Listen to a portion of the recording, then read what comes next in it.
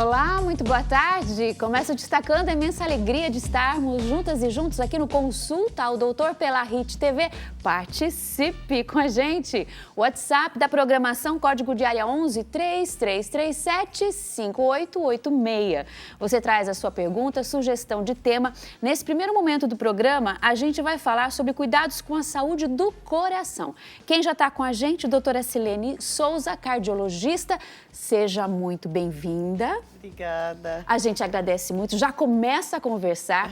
Antes, a dica importante para a nossa audiência. Acompanhe a RIT TV de diversas formas. Pelo Instagram, @RITTV.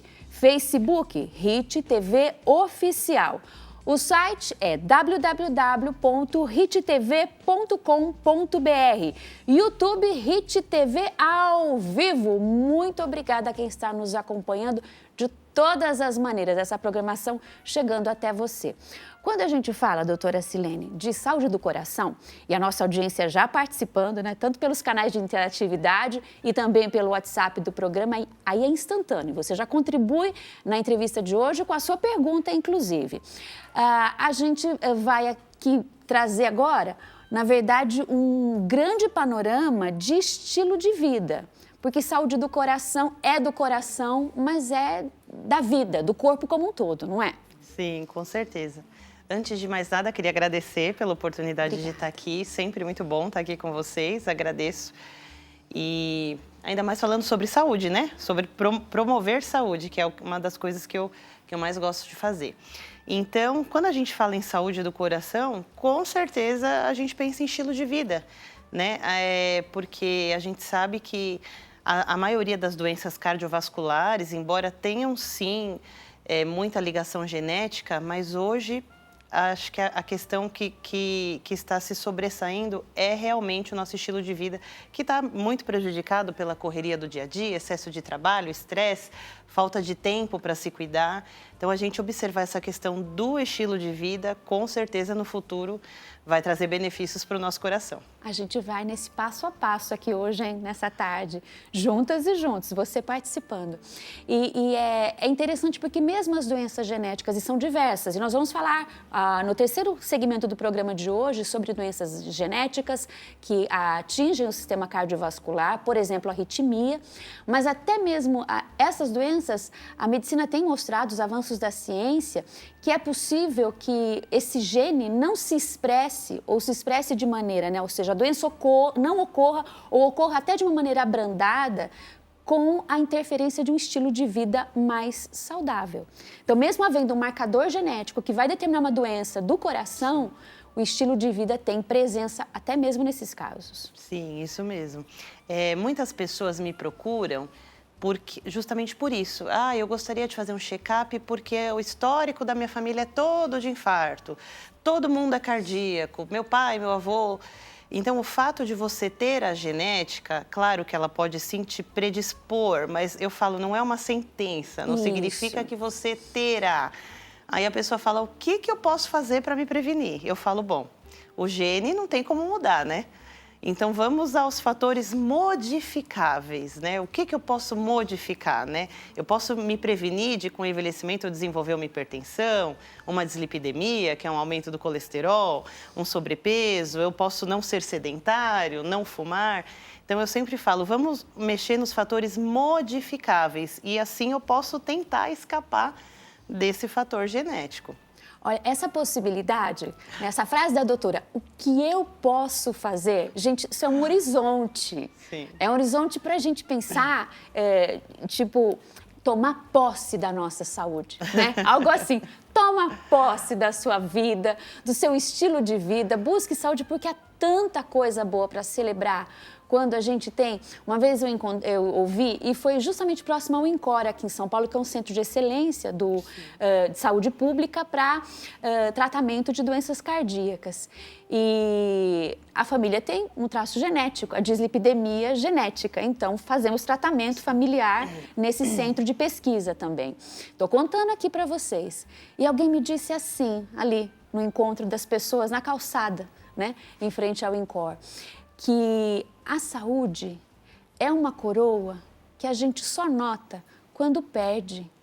É algo tão bom. E faço esse comentário, assim, abrindo o coração nesse bate-papo, para a gente agora, a partir de agora, prestar ainda mais atenção nas dicas que muitas a gente conhece, mas vai falar para ter essa consciência, mudança de atitude e reforçar aquelas coisas boas que a gente já faz no nosso dia a dia. Então, por exemplo, como evitar o ganho de peso? E o que o ganho de peso faz? Acho que essa é a questão mesmo, com o nosso sistema cardiovascular, o que ele provoca para o nosso coração. Então, o excessivo, né, doutora? Como evitar o ganho de peso? Pergunta de milhões, né? Verdade. Por isso que a gente já até falou, vamos pensar então no ganho de peso e coração, essa relação. A gente sabe que a questão da obesidade, do sobrepeso, também, isso tem outros fatores associados, Sim, né? verdade. Tem fatores genéticos, fatores hormonais, fatores ambientais, né? Mas ainda hoje o que se sobressai é o estilo de vida. Então, a melhor maneira de evitar o ganho de peso é uma maneira muito básica e simples. Veja, o nosso corpo, a gente tem um gasto calórico, né? Um gasto e a gente tem um ganho calórico, que é o que a gente ingere. Então, para a gente não ganhar peso, a gente tem que ter um balanço entre o que a gente ingere e entre o que a gente gasta. Como que a gente tem esse balanço? Ingerindo com qualidade, sem excesso de quantidades e de calorias e gastando o tanto que a gente precisa.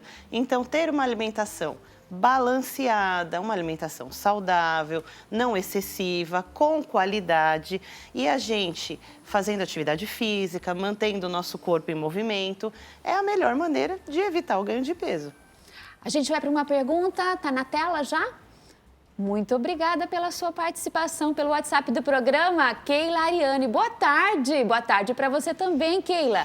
É de Monte Belo, Minas Gerais. Ela diz assim, eu gostaria de saber se os adoçantes aumentam os riscos cardiovasculares. E se sim, quais adoçantes e quanto tempo de uso? Essa é uma pergunta, assim, depende, né? Tem tantos tipos de adoçante. Na verdade, a gente não tem nenhuma comprovação científica de que adoçantes, né, aumentam o risco cardiovascular.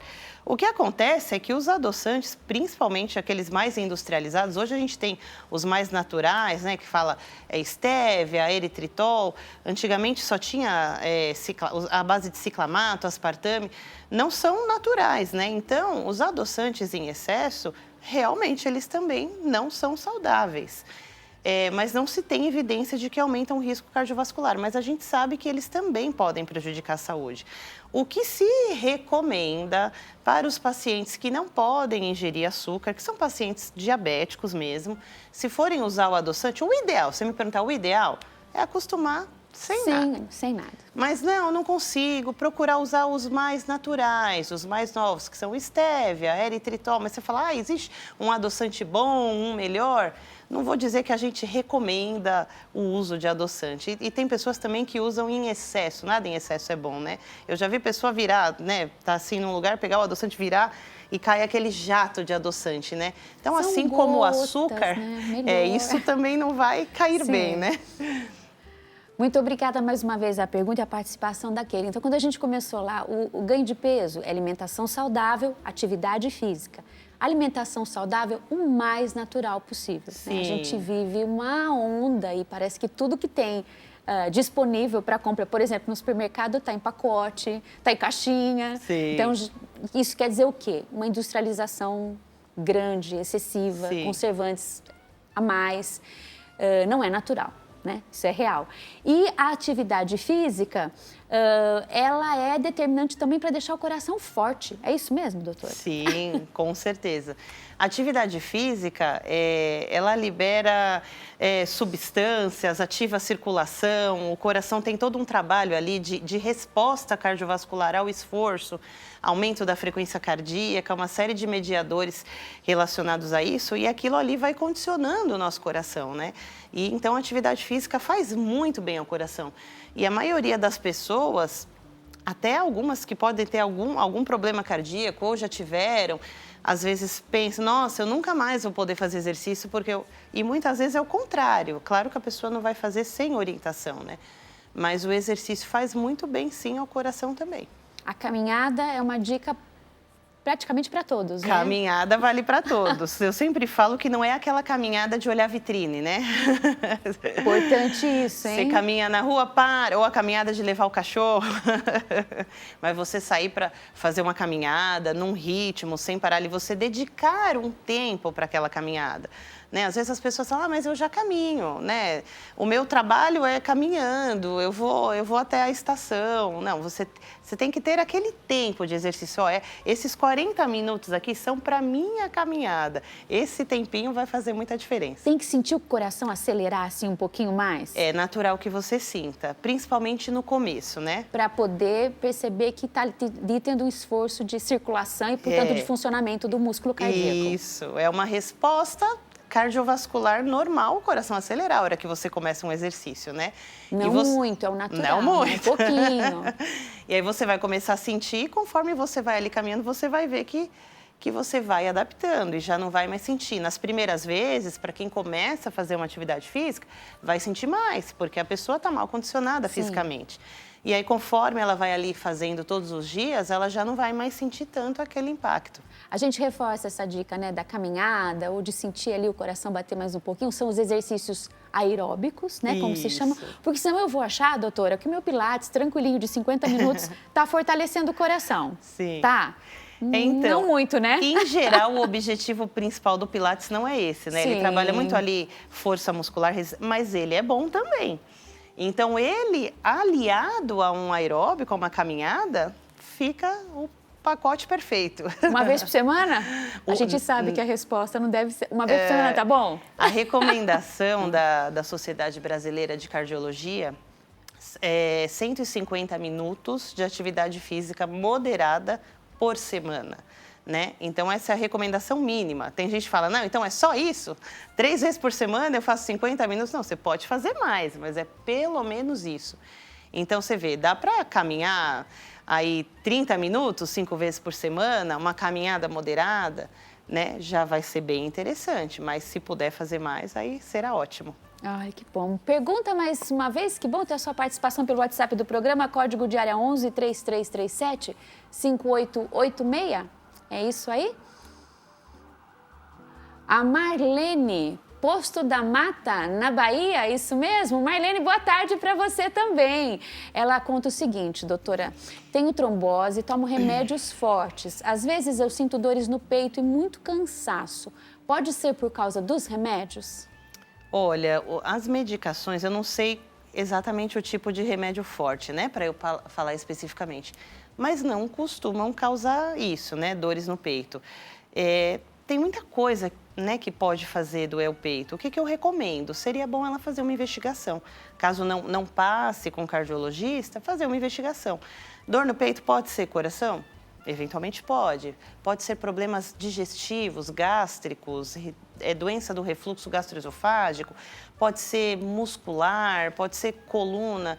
Então, existe uma gama de coisas que podem causar dor no peito. Mas medicamentos, não é comum a gente ver medicamento causar, não. Vamos voltar então ao estilo de vida. Obrigada mais uma vez, viu, Marlene? Todo mundo participando. Traga a sua pergunta sem receio aqui para o nosso momento consulta, no programa Consulta ao Doutor, e nesse momento de conversa com a doutora Silene Souza, cardiologista. O estilo de vida é importante, os hábitos que a gente tem também e a relação do tabagismo, né, que é tão falada, com a saúde do coração, e mesmo assim é preciso alerta, né? Preciso. Sim. O tabagismo é um dos fatores de risco, né? A gente tem alguns fatores de risco para doença cardiovascular, hipertensão, diabetes, obesidade, aumento do colesterol e dos triglicérides, que é a dislipidemia, fatores genéticos e tabagismo, né? Tabagismo é um dos fatores. E ele é um fator de risco cardiovascular importante e é um fator de risco que muitas vezes é difícil a gente trabalhar porque tem um vício, né, aliado a isso. Então, é bem comum a gente ver pessoas, eu sempre atendo muitas pessoas tabagistas e precisa parar de fumar, aquele negócio, mas não é tão simples assim, às vezes, parar de fumar, né?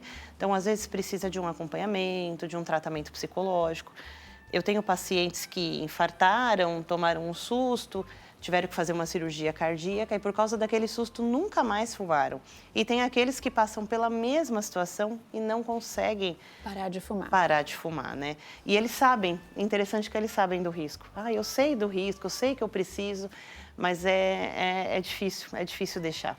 Por isso que a gente toca nesse ponto, né, ao falar da saúde do coração, hábitos, estilo de vida, e a questão do tabagismo precisa ser enfrentada dessa maneira, com informação, com apoio, seja uma rede de apoio de alguém que precisa parar de fumar. Se decidiu parar de fumar, busque uma rede de apoio, há tanto no sistema público de saúde, como certamente o seu médico. Ao você falar sobre isso, ele vai lhe apoiar. Isso é muito importante. A gente, nesse bate-papo com o doutor, com a doutora Silene, traz esses temas. Mas é bom que, antes de iniciar uma mudança, inclusive de estilo de vida, passe pela consulta médica, como a senhora já destacou aqui pra gente. Fortalecer o coração, o que mais pode ser feito, doutora Silene? Então, você até comentou, né, que é importante passar com o cardiologista antes. É bom, né? As pessoas procuram a gente muito. E o que eu posso fazer para fortalecer meu coração? Procuram a gente muito para check-up, né? Então, eu sempre falo, o check-up, ele é importante, a pessoa vai ali avaliar o seu risco, tudo, mas eu falo, o que a gente vai fazer com esse check-up, né? O resultado. Então, o que eu posso fazer com esse check-up para me prevenir, para fortalecer meu coração, para me prevenir de uma doença cardiovascular no futuro? São essas questões do estilo de vida, basicamente, que a gente está falando, né? Então, além da gente conhecer o nosso organismo, fazer os exames ali, ter aquela rotina, saber se eu tenho... Às vezes a pessoa tem um colesterol alto e não sabe, né? Então, isso pode ser detectado. Tem outros fatores que influenciam na saúde do coração, como, por exemplo, o estresse. Sim. Então, combater o estresse é uma coisa que ajuda a fortalecer o coração. E as pessoas me falam, mas como é que eu vou fugir do estresse? Todo mundo hoje em dia tão estressado, né? Ter um sono adequado também ajuda a melhorar a saúde do coração. Ter relacionamentos saudáveis também ajuda a melhorar a saúde do coração. Então, tudo isso está embutido ali nessas questões do estilo de vida e são coisas pequenininhas e muito fáceis, muito básicas, Sim. né? Eu não estou falando aqui nada de diferente, mas que vão ter um impacto na saúde do coração no futuro. A gente disse, né? Era uma conversa sobre assuntos que a gente já ouviu falar, Sim. até sabe, mas hoje, a partir desse bate-papo, combinado aí para fazer algum tipo de mudança no nosso estilo de vida, um tipo que seja, né? Uma mudança pequena que seja. E a questão dos sentimentos, da felicidade, né? Da alegria de viver. A gente sabe que a vida é mesmo um movimento de emoções, de períodos, de tensões, mas buscar o equilíbrio é muito importante. E é verdade que há pesquisas que mostram, doutora, que sim, grandes tristezas podem prejudicar o coração? Podem. Quando você falou sobre a felicidade, até me lembrei. Sabe que existe uma questão, a gente chama síndrome de Takotsubo ou broken heart, que é a síndrome do coração partido, que é uma lesão aguda, é uma questão aguda causada no coração, como se fosse um infarto. E que é causada quando a pessoa sofre uma grande tristeza ou uma grande decepção. E isso é fato, e aquilo lesa o coração, a gente vê por evidências através dos exames. E é uma questão emocional, né? Geralmente Sim. envolvida, que causou aquilo ali, né? Então, as emoções, com certeza, sim, têm grande relação com a saúde cardiovascular. Muitas vezes, um diagnóstico de burnout vai chegar a ele por reclamações, né? E sintomas também envolvendo, entre outras coisas, a saúde do coração, né, doutora? Sim. Por exemplo. É muito comum as pessoas nos procurarem no consultório por dores no peito, por palpitações, por estresse excessivo, muitos com burnout. E a gente investiga e não acha nada. Então, a gente vê que é uma questão emocional, é um estresse excessivo, é uma ansiedade. E isso dá sintomas, né? E sintomas que parecem vir do coração, e de fato vem, né?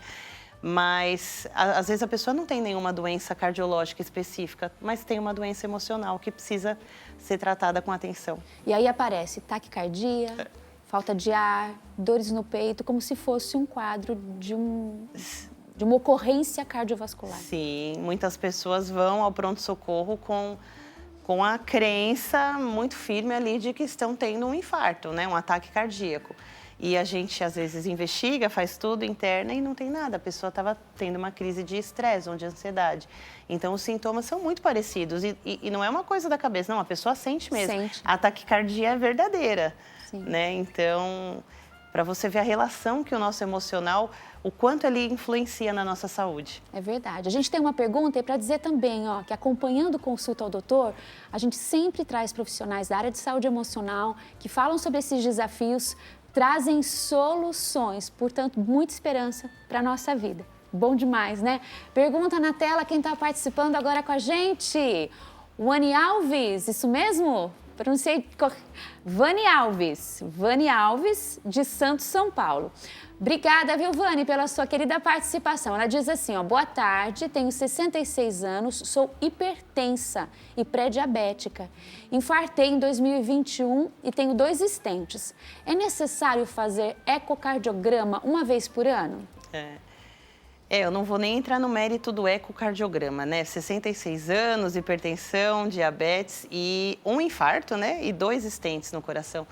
Então, assim, é necessário visitar ao cardiologista, sim. Ela tem que ter um cardiologista para chamar de meu cardiologista. Sim. E fazer exames periódicos, sim, preventivos por conta dessa condição dela. Entre eles, muito provavelmente, a gente individualiza, né? Eu não posso dizer é o eco, né? Nós individualizamos o caso de cada paciente, mas possivelmente sim, dentro desse periódico de um ano, um ecocardiograma. É o ideal. Então, todo esse protocolo de exames será dentro de um tratamento maior, Vani, que a gente tem certeza que você já está passando, vai iniciar, esteja sempre conosco aqui no Consulta ao Doutor. Tudo de bom para você, viu? Muito obrigada pela sua participação com a pergunta. A gente está nos minutinhos finais do nosso bate-papo. Então, o que a gente pode deixar de dicas? Vimos aí muitos hábitos e a importância deles, tanto para os problemas cardíacos quanto para a solução. E para começar a mudar hoje, que é o nosso combinado desde o início da conversa com a audiência, o que pode ser feito? Eu sempre gosto de falar uma coisa, a gente falou da questão da genética e a gente tem que ter um cuidado, porque essa mudança de hábitos, a gente tem que... É uma coisa que a gente tem que se dedicar a fazer. Muitas vezes a gente não herda só genética, mas a gente herda hábitos de família. E às vezes, por a gente herdar hábitos de família, às vezes a gente faz as coisas de uma maneira não tão adequada ou errada em termos de saúde sem perceber, porque é uma coisa herdada. Sabe aquele negocinho desde pequeno? Então, eu sempre estimulo os pacientes a procurarem ajuda, né? Então, às vezes eu falo, corta isso, não come isso, evita isso. Procura uma nutricionista.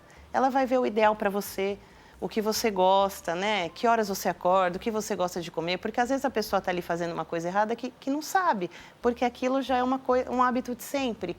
Então, para começar, você tem que ter a decisão de que você vai procurar a ajuda necessária para mudar. É aquela história, como eu quero estar aqui daqui 10 anos? Como eu quero estar? Quanto eu quero viver? Eu não quero ficar numa cama, eu quero envelhecer com saúde. Tem que ter essa decisão de o que você quer para o seu futuro. E procurar ajuda. Procure um médico, faça o check-up, busque orientação. Ele vai te estimular ali a você começar uma mudança de hábitos. Se necessário, procurar nutricionista, procurar um personal para te ajudar a treinar, porque às vezes a pessoa tem um problema aqui, um problema de coluna, um problema no joelho, não é qualquer coisa que ela pode fazer. Então, assim, como às vezes é muito difícil mudar hábitos, eu sempre estimulo as pessoas a procurarem ajuda, porque às vezes sozinho é difícil mesmo. Conta com apoio. Conta com consulta ao doutor. Acompanhando a programação, sempre boas dicas e muito estímulo para nós, para todos. E também acompanha a doutora Silene. É verdade. Pelo Instagram, doutora Silene Souza com Z. Vou repetir, Instagram, doutora Silene Souza. Muito obrigada por estar aqui com a gente nessa conversa com tantas dicas e informações em saúde. Eu que agradeço, obrigada.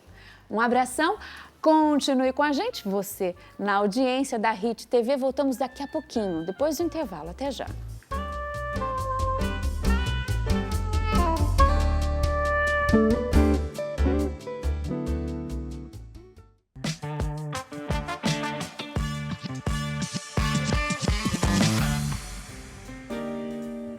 Voltamos com Consulta ao Doutor aqui pela RIT TV. Participe com a gente pelo WhatsApp do programa, código de área 113337, aí no vídeo para você, ó, 5886. E agora a gente vai falar sobre crimes cibernéticos que ocorrem no ambiente digital e certamente a sua participação vai ser fundamental. É um tema amplo, então a gente quer saber aqui da sua dúvida para poder esclarecer com o Dr. Ronaldo Ramiro, advogado que está com a gente nessa tarde. Obrigada pela presença. Eu que agradeço, é uma honra estar participando aqui com vocês hoje. Como o senhor já falava, né, para a gente aqui no intervalo, a gente já começou a conversar, é um tema amplo e envolve diversas ocorrências e muitas vezes a pessoa, o cidadão, a população não tem noção que está sofrendo, sendo atacado, né, sofrendo algo que se enquadra como crime digital. É isso mesmo? É isso mesmo. No Brasil, nós somos o 10º país mais violado em violação de dados no mundo. A cada 6 minutos, uma conta é violada. Então, nós temos que dar muita atenção para esse mundo digital. O mundo digital onde nós devemos ter cautela, muita tranquilidade e muita atenção quando nós vamos nos inserir no mundo digital. Hoje, a sociedade, num todo, ela dá muita importância para a reputação digital. Nós, como cidadãos, temos uma reputação digital e muitas das vezes para construirmos essa reputação leva anos, mas para perder essa reputação, apenas uma publicação, uma mensagem indevida coloca tudo a perder. A gente vê uma necessidade, inclusive, de ter uma educação para essa postura de comportamento no meio digital e com isso também consciência do tipo de crime cibernético, né, que ocorre. E é uma área que tem avanços, né? Toda hora surge uma violação nova dos direitos da pessoa, um tipo de atitude que se enquadra ali como crime mesmo, né, doutor? Isso mesmo. Há um tempo nós achávamos que a internet era uma terra sem lei. Achamos que a internet era uma terra de ninguém. Pelo contrário, no Brasil hoje existem algumas legislações que protegem o cidadão no mundo virtual. Temos a lei denominada Lei Carolina Dickmann, temos o Marco Civil da Internet, temos a Lei Geral de Proteção de Dados. E veja, quando nós falamos de proteção na internet, nós precisamos falar, bem dito, da reputação, da educação, nós precisamos falar da educação digital. Nós precisamos entender que no meio digital nós temos que ter uma cautela, nós temos que ter educação, precisa ter uma preparação para o mundo digital. A gente precisa entender que ali o mundo digital é como se fosse a nossa própria vida. Deve ser regrada, muitos crimes acontecem no contexto digital e as pessoas não sabem como lidar com isso. O que pode ser feito, então? Já que a dificuldade está aí, né? Muitas vezes a pessoa não sabe como lidar, como iniciar um processo de defesa nesse ambiente. No Brasil, nós vemos que é muito difícil a pessoa, o cidadão em si, identificar que ela acabou de sofrer um crime. A não ser naqueles casos bem evidentes que a pessoa sofre um golpe, às vezes a nossa imagem é atrelada a uma foto de um WhatsApp, você pode estar sofrendo um golpe ali, aquele golpe do WhatsApp em que a pessoa fala que um ente querido seu, da sua família, está passando por uma necessidade, faça uma transferência que eu preciso comprar tal coisa, faça uma transferência que eu preciso de sair dessa situação que eu estou. Então, hoje, fora esses crimes que são muito evidentes, nós podemos falar que é muito difícil identificar um crime de stalking, aqui no Brasil, chamado crime de perseguição. Então, nós entendemos que para entender que esse crime acontece diariamente, nós precisamos compreender a lei num todo. E muitas das vezes o cidadão não tem essa aptidão de conhecer a lei e muitas das vezes passa desapercebido esse crime, né? Só que a pessoa está ali, né, numa situação de sofrimento, sendo constrangida, tendo seus direitos, né, infligidos. Então, por exemplo, no caso do stalking, da perseguição, é o que mais tem acontecido? Tem crescido ultimamente? Seria isso, doutor? Interessante. O crime de stalking, ou seja, a perseguição, que o nosso Código Penal prevê no artigo 147-A, ele, no estado de São Paulo, o estado de São Paulo é o estado com maior número de stalkers entre os entes federativos no Brasil. Entre todos os estados, São Paulo ganha com esse número de stalkers. Porque, veja, é uma perseguição reiterada, tolindo a liberdade física, psicológica, e é um crime que pode ser cometido tanto contra o homem, tanto contra a mulher, contra a criança. E nas hipóteses de mulher e criança, a pena é aumentada até pela metade. Então, precisa estar... E quando a pessoa identifica que está sofrendo uma perseguição pelo meio digital? A primeira coisa que ela deve fazer é falar com a sua família. Porque na maioria dos casos do crime de stalker, o stalker, que é a pessoa que comete aquela perseguição, ela sai do meio digital e passa para o meio físico, passa para o contexto social daquela vítima. E aí nós podemos ter vários fins trágicos, como uma lesão corporal, até mesmo um crime de homicídio. E começa com mensagens reiteradas, presença constante junto à pessoa, acompanhando o que ela faz. Então, no início pode até parecer que é alguém que lhe segue, por exemplo, nas redes sociais, e que está tudo bem. Quando isso se torna uma perseguição? Quando isso se torna uma perseguição? Quando nós identificamos que essa perseguição ela é reiterada e ela vem causando prejuízos à parte física e psicológica da vítima. E a vítima em si, quando ela se sente violada, ela precisa entender que ela está se sentindo violada. Por quê? O stalker, ele começa muitas das vezes com uma mensagem indesejada, um oi, um boa tarde, e aquilo vai crescendo. E vai crescendo, e vai crescendo. Às vezes até ganha confiança para depois mostrar a face de perseguição. Isso mesmo, e isso acontece muito num golpe dos aplicativos de relacionamento com o público da terceira idade. É um público vulnerável hoje? É um público vulnerável, porque veja, a era digital ela inseriu o público da terceira idade.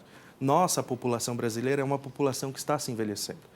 E ela está inserida, muitas das vezes aquele idoso, ele estava em casa e ele não tinha para onde ir. Veio a era digital e hoje ela tem o mundo na palma das mãos. E muitas das vezes as oportunidades, os crimes de oportunidades estão na palma da mão dela. Muitas das vezes ela vê uma imagem de uma oferta de um produto sendo vendido ali a um valor irrisório. Ela fala, nossa, eu quero isso aqui. Quando ela clica, invadir os dados dela, ela vai fazer transferências que não levarão, ela vai ser lesada e ela vai ter prejuízo. E para essa pessoa também mobilizar uma denúncia ou buscar ajuda é mais difícil, né? Não é tão fácil. Não é tão fácil porque nós temos um sistema muito burocrático. Né? Hoje, uma pessoa aqui no estado de São Paulo, para fazer esse tipo de denúncia, ela tem o boletim de ocorrência eletrônico da Polícia Civil aqui do estado de São Paulo. É um sistema simples, bem intuitivo, porém requer um auxílio de alguém para poder ajudar e auxiliar aquele idoso na hora de confeccionar essa denúncia. A família pode ajudar, não apenas no apoio à denúncia, mas nesse processo de uma educação ou acompanhamento, né, dos hábitos daquele idoso nas redes sociais, no mundo digital, o uso dos aplicativos e da tecnologia? Não só pode, como deve. Deve. A família tem um papel fundamental nesse momento, porque, veja, nós não temos políticas públicas voltadas à inserção digital do idoso, daquela pessoa da terceira idade, da melhor idade, dizemos assim. Então, a família, muitas das vezes, faz, às vezes, de uma educação digital, podemos dizer assim. Porque o idoso em si, ele está ali, vulnerável. É a população mais vulnerável nos crimes digitais. Por quê? Porque, muitas das vezes, ele está ali sozinho, não comunica a família, não tem ninguém para auxiliá-lo. Então, é importante, né, ao abordar esse assunto, ao trazer esse assunto aqui, uma mensagem a você, familiar, cuidador de idosos, ou mesmo quem está na terceira idade, está nos acompanhando na tarde de hoje, tem dúvidas sobre esse assunto? Compartilha conosco, vamos ter a resposta aqui do doutor. O WhatsApp do programa, código de área 11 3337 5886. Sabe, doutor Ronaldo, que na minha família a gente tem idosos de mais de 80 anos e fizemos um acordo entre os mais jovens, que é orientar sempre e não invadir, né, o espaço deles, mas acompanhar para promover essa segurança, porque as abordagens vêm das mais diversas maneiras e muitas vezes querendo ganhar confiança para depois apresentar um golpe. Bem isso mesmo. a abordagem ela é totalmente acolhedora. Esses são crimes de oportunidade, são crimes onde a pessoa está emocionalmente vulnerável. Então, ela vai querer buscar algo. Então, o criminoso que está cometendo esse ato, ele já sabe que ele precisa ir com calma, ele já sabe que ele precisa ganhar a confiança. E, muitas das vezes, o crime em si não se consuma aqui, porque ele vai crescendo, ele vai ganhando a confiança. Esse criminoso, ele vai tolindo, vai entrando. E quando essa pessoa que é a vítima, quando ela se dá por conta, ela já está ali naquela redoma, totalmente envolvida naquilo e acaba perdendo até a esperança. Muitos desses crimes mexem muito com as emoções dessa pessoa. Ela olha para ali, ela acha que ela encontrou uma pessoa que vai ouvi-la, uma pessoa que vai dialogar com ela, quando na verdade é uma pessoa que só quer tirar e lesar ela.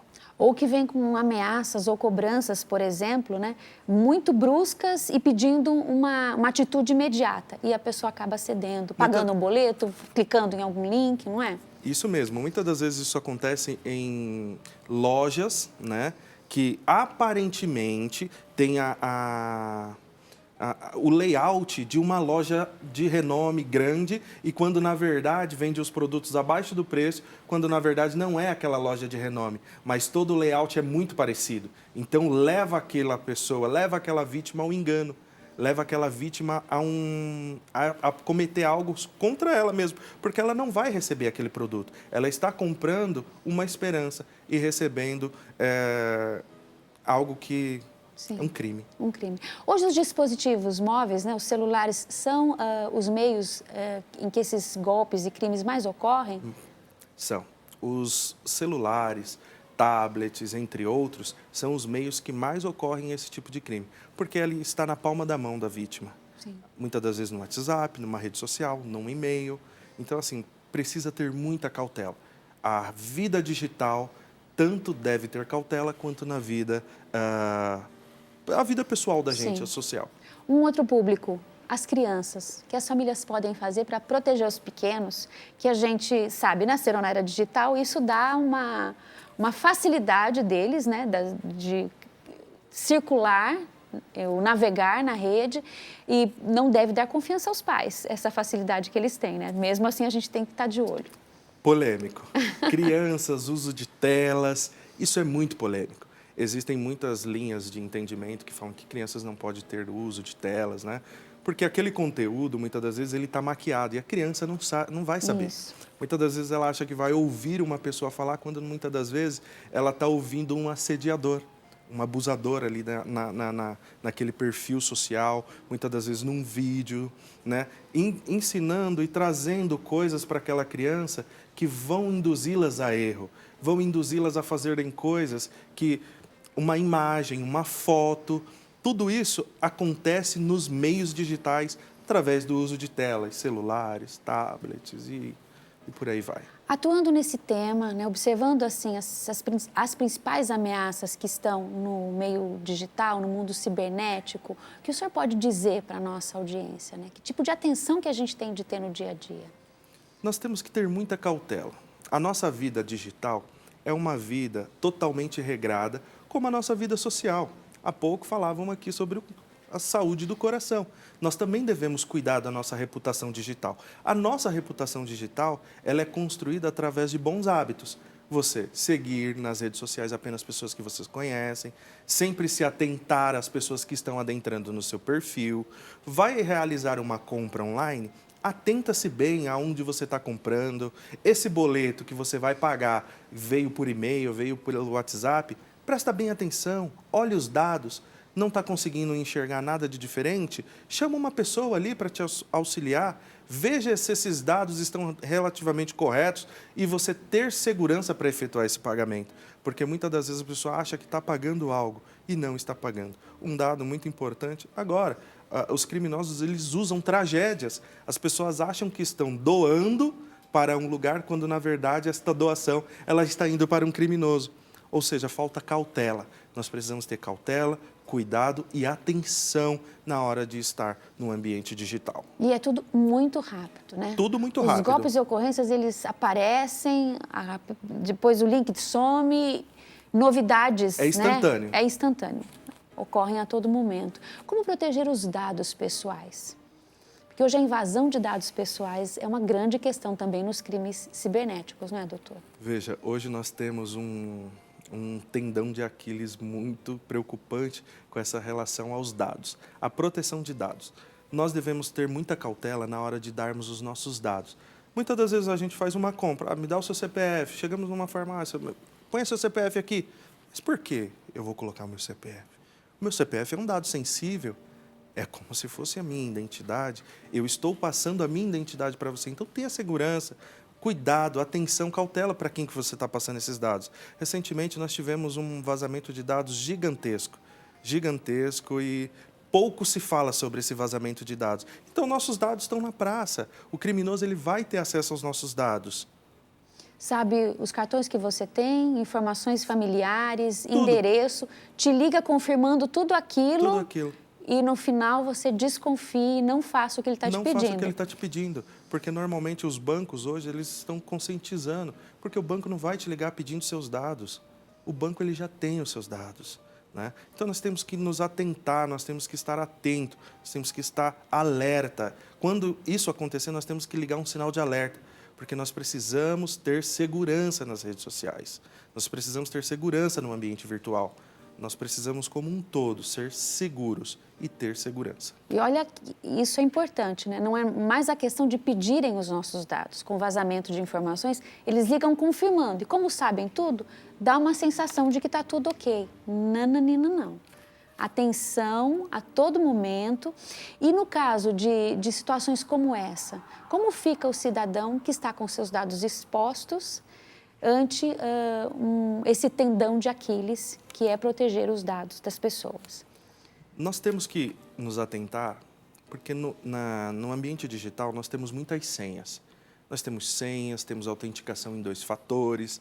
Nós precisamos utilizar esses meios para tornar os nossos dados mais seguros, né? Esses vazamentos de dados, eles ocorrem e levam a um prejuízo sem tamanho. Quando um vazamento de dado ocorre, estávamos falando aqui do público da terceira idade. Sim. Normalmente está vinculado a essa questão de empréstimos. Normalmente você nem solicitou um empréstimo e você está recebendo uma mensagem sobre empréstimo. Como que eles sabem? Muitas das vezes a sua aposentadoria foi negada e eles estão te mandando mensagem, olha, eu posso te auxiliar. Como que eles sabem? Tudo através do vazamento de dados. Então, nós precisamos ter muita cautela na hora de colocar uma senha, utilizar caracteres especiais, não colocar a mesma senha para tudo, porque, veja, a mesma chave não abre o nosso carro, não abre a nossa casa, não abre o nosso portão. Então, a mesma senha não deve ser utilizada para todos os sites de compras, e-mails, bancos. Nós temos que ter esse cuidado e sempre estar com as nossas senhas atualizadas. Uma cadernetinha bem guardada em lugar seguro para anotar todas as senhas e sair desse protocolo de uma senha única serve para tudo. Não é assim não que funciona. Assim que funciona. Cada vez mais nós temos que utilizar meios para garantir a nossa segurança no meio digital. Que outros comportamentos ou ações, atitudes são importantes para garantir essa segurança, doutor? Nós temos hoje comportamentos, principalmente, atentar àquelas pessoas que nos seguem. E-mails indesejados. Se você receber um e-mail e esse e-mail é estranho, não clica, não abra. Só receba mensagens, links que você receber pelo seu WhatsApp, não clica naquele link, porque muitas das vezes pode ser um vírus, pode ser um código de autenticação de fatores e você vai ter o seu WhatsApp clonado. Então você precisa ter essa cautela. Tenha cautela, atenção. Olhe tudo, não saia clicando em tudo que você vê, não clique em todas as imagens, preste muita atenção, navegue quanto você quiser, mas com muita atenção e cautela. O meio digital é tão inseguro quanto a nossa vida social. A gente não está porque está dentro de casa, às vezes numa sensação de segurança, mas é como se estivéssemos numa praça pública onde a gente não conhece e nem está vendo as pessoas com as quais a gente está interagindo ou as informações de onde elas vêm. Então, é um risco mesmo. É isso mesmo. Nós estamos com um celular na mão, nós estamos no mundo. O mundo inteiro está na palma das nossas mãos. A gente vai aonde a gente quiser com o celular nas nossas mãos. Por isso que nós devemos ter total cautela de onde estamos entrando, onde estamos clicando. Precisamos ter atenção. O público, as vítimas devem ter muita atenção naquilo que estão mexendo. E como colaborar para que a minha família esteja segura, protegida? As conexões de rede também oferecem riscos, doutor? As conexões de rede, ela oferece risco, mas o risco é mínimo, porque as conexões de redes, elas são seguras, né, até certo ponto. O problema é quando nós passamos esses dados, inserimos nossos dados em muitos sites desconhecidos. Muitas das vezes, como eu disse antes, achamos que uma compra que está sendo tão vantajosa, que está sendo tão abaixo daquilo que as outras lojas vendem, nós temos aqui um cenário ideal para que um crime digital ocorra. Sim. E aí, identificando que sofreu uma situação de violência, de crime digital, o que fazer? Um primeiro passo, doutor? O primeiro passo é comunicar a família, o segundo passo, realizar a denúncia através do boletim de ocorrência eletrônico. Não conseguiu fazer o registro da denúncia no boletim de ocorrência eletrônico? Procure a delegacia mais próxima da sua residência, registre essa ocorrência, represente, faça com que esse processo ande para que você seja, no mínimo, ressarcido e aquele crime seja investigado. E esses ressarcimentos, essa resposta à vítima, ela tem acontecido? Ela ocorre, mas ela demanda de processos judiciais. E os processos judiciais, eles são morosos, eles são, muitas das vezes, não andam na velocidade que a sociedade precisa da resposta, né? Então, nós precisamos entender que uma vez que ocorreu esse crime, uma vez que nos tornamos vítimas, nós precisamos tratar isso como um problema. E tratando isso como um problema, nós vamos fazer com que esse crime seja responsabilizado e muitas das vezes seja investigado para que se chegue até o autor desse crime, né? E esse autor desse crime seja responsabilizado. O senhor fez uma conexão, né, com o nosso tema anterior e o estilo de vida. E o estilo de vida digital, ele também passa pelas questões emocionais, a maneira como a gente se comporta e reage, né, às relações no meio digital, que vão, muitas vezes, infelizmente, trazer situações de crime, golpes. Então, a gente se protege quando também considera isso, né? De que maneira eu me comporto e que emoções estão aí relacionadas com uma vida digital que, às vezes, é maior do que a minha presença junto à família, por exemplo, doutor? Quanto mais fragilizado emocionalmente nós estivermos, mais fácil seremos de ser presas fáceis no cenário digital. Uma vez emocionalmente abalado, com nossos sentimentos, vocês falaram há pouco sobre a síndrome de burnout, cada vez mais esses temas psicológicos, eles vêm para o meio digital e tornam as pessoas cada vez mais vulneráveis. Então, nós precisamos atentar. A vida digital, ela necessita de cautela, atenção. Nós não podemos deixar as nossas emoções dizerem aquilo que a nossa vida digital merece, porque muitas das vezes aquilo que nós queremos naquele momento vai nos levar, muitas das vezes, até cometer um crime. Injúria, calúnia e difamação. Olha que importante, crimes que são recorrentes também. Crimes que são recorrentes. Ofender pessoas no meio digital. Às vezes a gente quer gritar para o mundo ouvir e se esquece que estamos cometendo um crime ali também. A internet não é terra sem lei.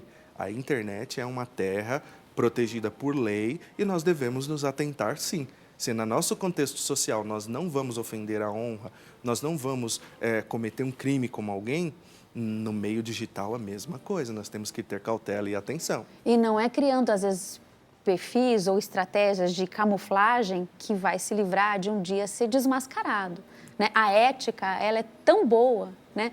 Traz as relações tão saudáveis e essa mensagem que o senhor toca agora é importante, porque está falando para a gente como eu me comporto no meio digital. Sou respeitosa, sou ética, mantenho o tom de voz, então questões que a gente tem que pensar mesmo, né, doutor? São ambientes de relacionamento, são saudáveis e devem permanecer saudáveis, uma vez que a nossa vida digital, ela é pautada muitas das vezes pela nossa reputação.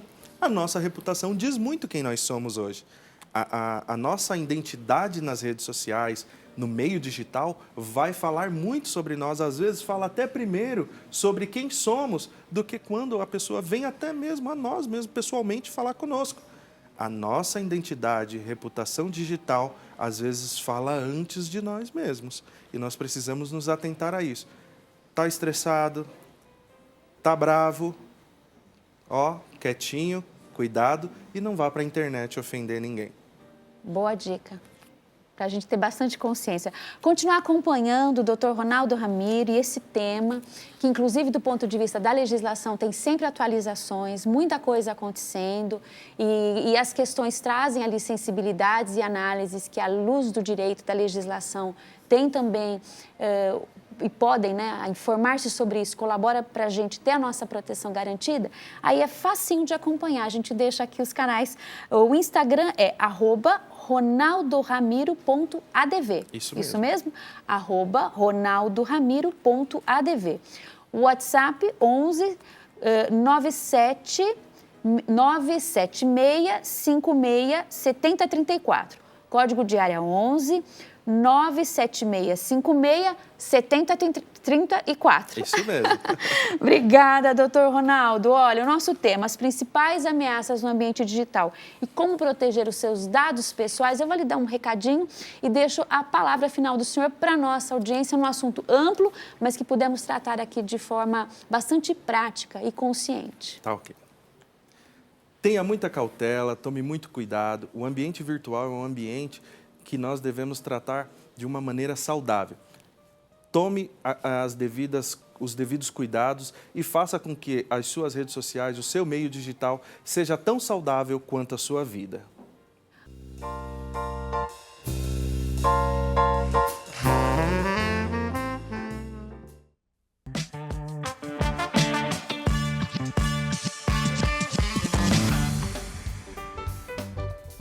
Voltamos com consulta ao doutor. Quem está com a gente nesse segmento do programa é o doutor Cristiano Pisani. Ele é cardiologista e diretor científico da Sociedade Brasileira de Arritmias Cardíacas, a SOBRAC.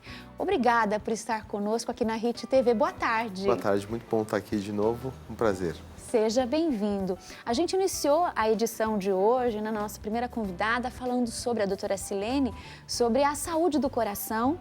E agora a gente vai oferecer aos nossos telespectadores a oportunidade de conversarmos um pouquinho mais ainda sobre o tema do coração, mas com foco em doenças que atingem o coração. E no caso do senhor, as arritmias, que são um assunto amplo e importante, e a nossa audiência é convidada a participar. Isso mesmo, você faz a sua pergunta pelo WhatsApp do programa.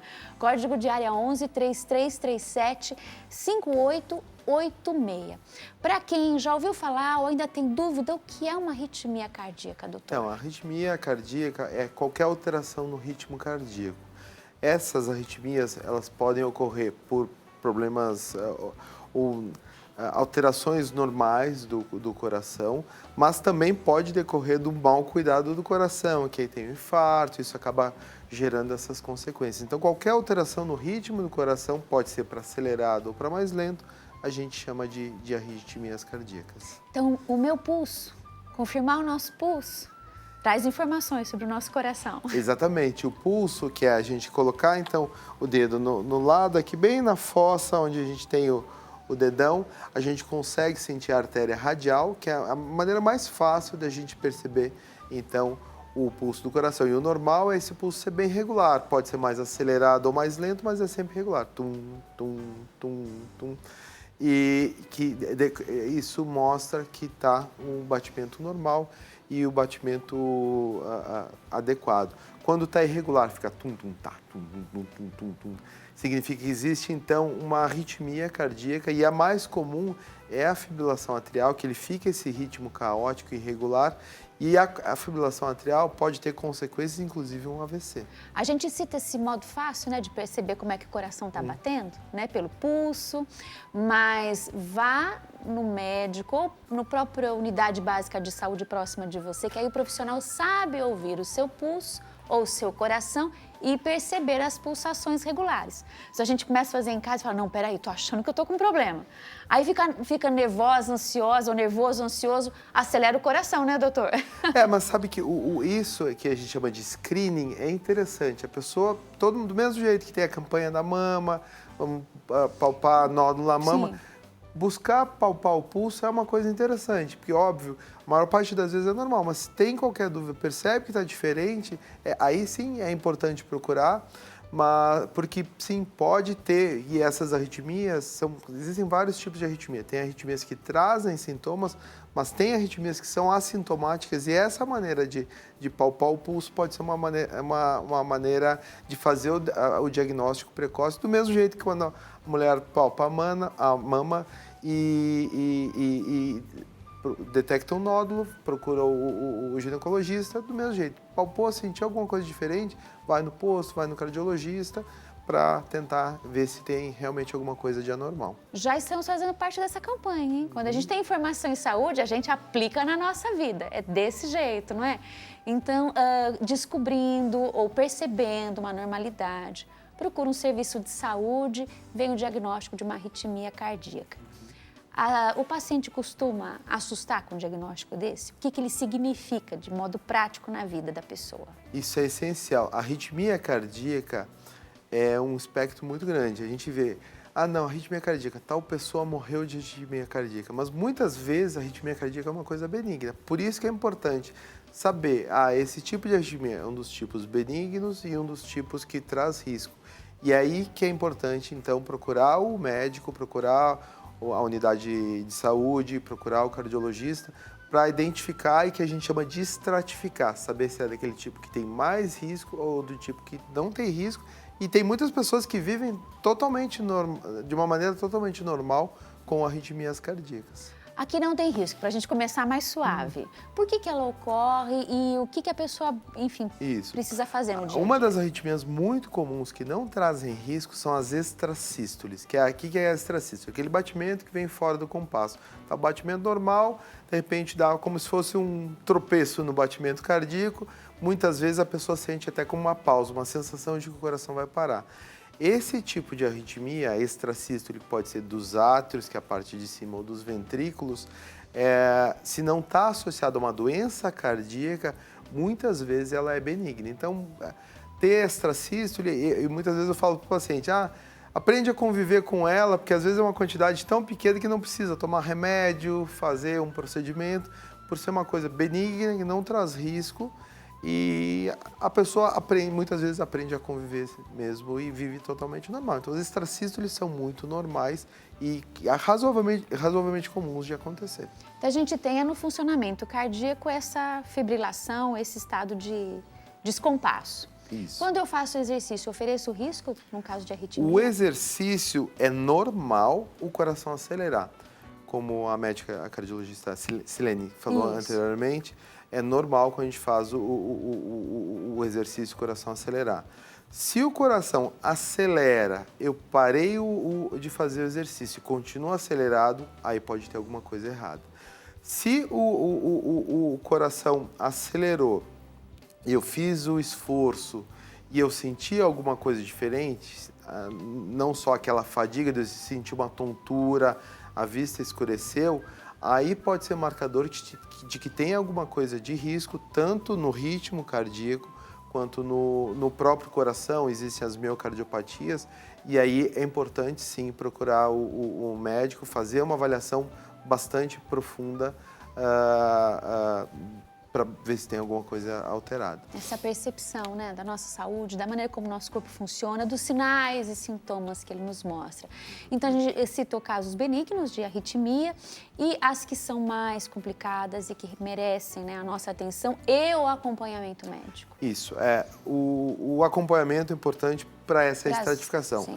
Uma vez foi detectado alguma alteração no coração ou essa arritmia sendo uma das arritmias que trazem mais risco, por exemplo, a fibrilação atrial, que a fibrilação atrial é uma arritmia muito comum. A fibrilação atrial em si, ela não gera o risco de uma parada cardíaca, nada disso. Mas a fibrilação atrial tem o risco de uma formação de coágulos dentro do coração e esse coágulo pode sair e dar até um AVC. Então, se tem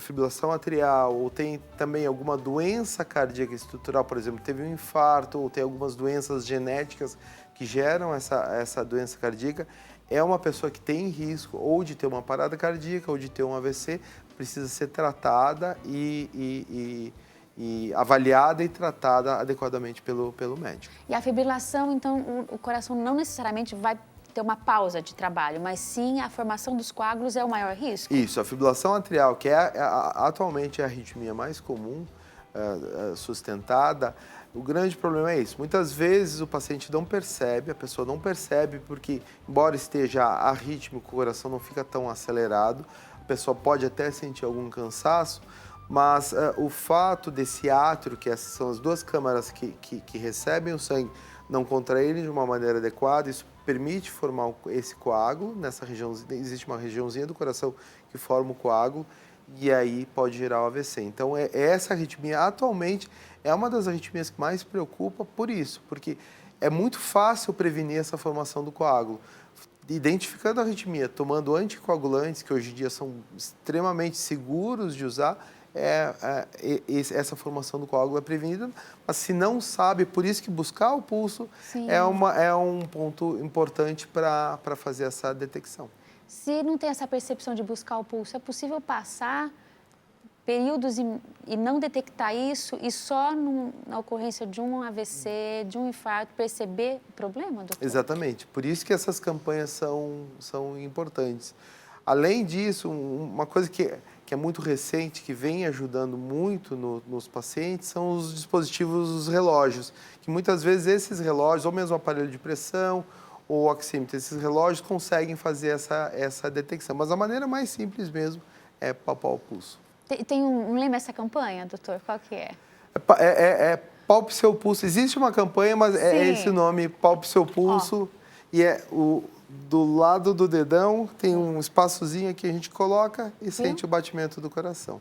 Estamos ensinando, estamos aprendendo, vamos fazer parte. A arritmia, então a gente tem casos congênitos e situações que levam ao desenvolvimento da doença. Nos casos congênitos, o que é mais comum de ocorrer na população? Não, existem as cardiopatias congênitas que geram arritmia, mas também existe o que a gente chama de síndrome de Wolff-Parkinson-White. Quando o coração ele tem um sistema de condução elétrico do coração, que é um sistema normal.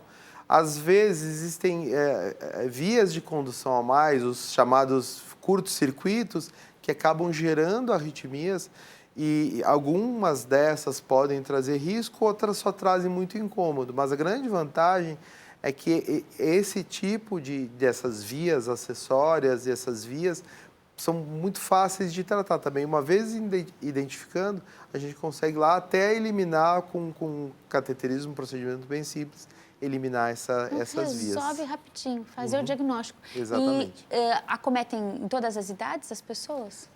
Pode, esse tipo dessas vias acessórias, arritmias mais congênitas são nos mais jovens. Existem outros tipos na faixa etária mais intermediária, ao redor dos 40, 50 anos, que são muitas vezes que a gente chama de reentradas nodais. Já a fibrilação atrial, ela pode acontecer no jovem, mas geralmente o idoso, 60, 70... Estima-se que ao redor dos 90 anos, até 10% da população vai ter fibrilação atrial, então por isso é tão comum. E quanto mais idoso, quanto mais vão passando os anos, tem mais chance de aparecer essa fibrilação atrial, mas jovens também têm. Então, um tema importante porque tem uma ocorrência grande na população, né? Uma questão de saúde pública. E trazer essas informações aqui no programa, a gente certamente, ao contar com a sua audiência, com a sua atenção, está aí fazendo juntas e juntos um trabalho muito legal para promover na nossa vida, da nossa família, saúde, gente. E que hábitos podem desencadear problemas cardíacos, e em especial esses ligados às fibrilações, às arritmias ou insuficiências cardíacas, doutor? Os hábitos são essenciais, porque um dos grandes fatores de risco para a fibrilação atrial é a obesidade. Já é muito conhecido e uma das maneiras de tratar a fibrilação atrial é tratar a obesidade. Então, tem alguns trabalhos, tem um grupo da Austrália que mostrou que reduzir 10% o peso é suficiente muitas vezes para reduzir o paciente deixar de ter fibrilação atrial. Então, hábitos como isso, evitar a obesidade, o sono adequado, evitar excesso do consumo de energéticos é importante, porque tudo isso faz com que o coração tenha estímulos, isso traz, através das células do coração, geram estímulos elétricos que fazem aparecer as arritmias. E outra coisa também evitar, porque o infarto, ele acaba gerando arritmia. A pressão alta acaba gerando arritmia. Então, evitar o tabagismo, evitar sempre controlar o colesterol, isso vai evitar o infarto, que vai evitar essas arritmias que são potencialmente de risco. A pressão alta também é um dos fatores de fibrilação atrial. Então, fazer todo essa prevenção vai trazer a consequência de prevenir também, muitas vezes, o aparecimento da arritmia. Questões hormonais, né? O próprio envelhecimento traz uma alteração dos hormônios, surgem, por exemplo, os problemas de tireoide, são bastante comuns, a gente vê as pessoas falando, né? Eles interferem, podem levar a arritmias, doutor? O hipertireoidismo, que é quando a produção da tireoide está aumentada, é um dos marcadores, eu diria que é uma das alterações que o paciente com hipertireoidismo tem muita chance de ter fibrilação atrial, porque a tireoide está produzindo hormônio tireoidiano, está muito acelerado, isso vai deixar o coração mais irritado, os átrios mais irritados e vão gerar a fibrilação atrial. E a fibrilação atrial em quem tem hipertireoidismo é uma das que tem muito risco de formar coágulo, embolizar. Então, muitas vezes a gente nem precisa tratar a fibrilação atrial. Tratou a tireoide, corrige a tireoide, está resolvido o problema da fibrilação atrial. Com relação aos outros hormônios, menopausa não tem tanta relação, tá? Pelo contrário, até tem alguns hormônios que ajudam a proteger, que tá? bom. Mas a menopausa, por exemplo, vem com os outros fatores de risco cardiovascular, por isso que é importante ter todo esse acompanhamento. Aumenta a pressão, a questão do colesterol. Exatamente. Então tem que ter essa atenção e consulta o doutor, ir mesmo procurar o cardiologista ou entrar aí pelo clínico geral e fazer os exames. Como a gente comentava, né, no primeiro segmento, a doutora Silene destacou bastante o que fazer com os exames. Não guarda. Muda o estilo de vida. Exatamente. Isso é importante. Doutor, voltar um pouquinho no tema do sono. Os distúrbios do sono causam efeitos para a saúde do coração muito significativos. A arritmia é um deles, o senhor citava. O ritmo cardíaco é um dos que mais sofre com o sono. Por quê? Privação de sono, e existem também trabalhos mostrando, por exemplo, as extracístoles aumentam muito com quem tem privação de sono. A fibrilação atrial um pouco. No caso da fibrilação atrial, tem muita relação com a apneia do sono, que é aquela pessoa que tem que dorme, mas dorme ronca, tem aqueles despertares à noite, isso acaba sendo um gatilho para o aparecimento da fibrilação atrial. E também, do mesmo jeito que tratar a tireoide muitas vezes é suficiente para resolver a fibrilação atrial, tratar a apneia do sono, ou com CPAP, ou perdendo peso também, isso muitas vezes é suficiente para tratar a fibrilação atrial desses pacientes. E esse paciente também é um que vai ter mais risco de AVC se tiver fibrilação atrial. Então, indo lá atrás e prevenindo tudo isso, identificando isso, é muito importante. Lembrando, quais são os alertas da apneia do sono, que é muito importante divulgar. Aquela pessoa que ronca muito, a esposa percebe o marido que ronca muito à noite, aquela pessoa que está durante o dia com muito sono, para no sinal do carro, dorme um pouco, está esperando a consulta, dorme, é porque teve um sono inadequado à noite por conta da apneia do sono. Então, esses são sinais de que é importante procurar ou cardiologista, ou um clínico, ou um pneumologista para pesquisar a apneia do sono. E muitas vezes não é só a prevenção da arritmia, controla a pressão alta, a disposição melhora, essa sonolência durante o dia melhora. Então, a apneia do sono é um grande problema atual e é importante identificar e tratar de uma maneira adequada.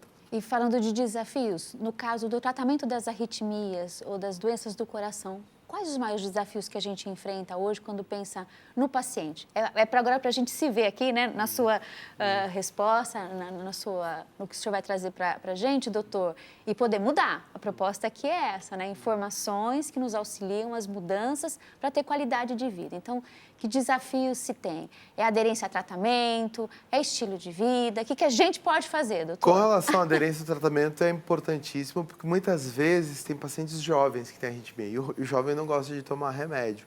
Então, esse é um dos problemas. Felizmente, para o jovem que tem essas arritmias benignas, que eu falei antes, a via acessória, existe um procedimento que chama ablação, que a gente ir lá no coração e cauterizar essa região, que é possível fazer com catéteres, procedimentos minimamente invasivos, a gente consegue fazer isso e cauterizar. Então, a aderência é uma dificuldade, mas felizmente tem alternativas que podem fazer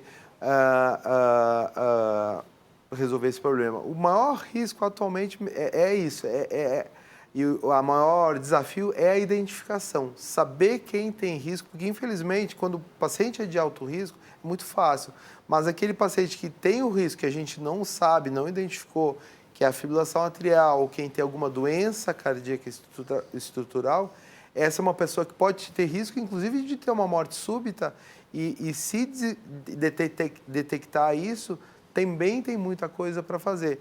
Desde colocar um aparelho que chama desfibrilador, que se o paciente tiver essa parada cardíaca, ele pode prevenir, ou tomar medicações que previnam isso, ou então o anticoagulante na fibrilação atrial. Então, o maior desafio é a detecção. Então, começa vendo o seu pulso e depois continue sempre acompanhando consulta ao doutor e cuidando também das suas visitas médicas, né? Fazer os exames e depois detectando, tratar adequadamente. Ai, que mensagem boa! A gente deixa agora, já no agradecimento ao doutor Cristiano Pisani, as formas de continuar acompanhando o seu trabalho e o trabalho da Sociedade Brasileira de Arritmias Cardíacas, a SOBRAC. Isso, a nossa sociedade busca, no caso, a educação de médicos, que é o meu papel como diretor científico, toda a programação científica, mas a nossa sociedade tem essas entrevistas de educação e tem um site super bem estruturado que chama www.sobrac.org, que tem informações para a população, não só para os médicos, mas para a população disso. O que é arritmia, como eu faço para detectar a arritmia, quais os remédios, quando utilizar a medicação, o que é a ablação, esse sistema, que são marcapassos, como fazer esse segmento. Nosso site tem tudo isso e é muita informação muito interessante para a população em geral. Do mesmo jeito as nossas redes sociais também, que a gente está sempre falando e dando dicas lá sobre saúde e arritmias. Vamos aproveitar então, sobrac.org, Instagram, @sobrac. Muito obrigada, doutor Cristiano, por estar aqui com a gente no Consulta ao Doutor. Uma boa tarde para o senhor, viu? Boa tarde a todos, obrigado também E pelo volte convite. outras vezes. Voltarei. Muito obrigada a você também que esteve conosco aqui pela HIT TV e continua com essa programação. Até um próximo encontro.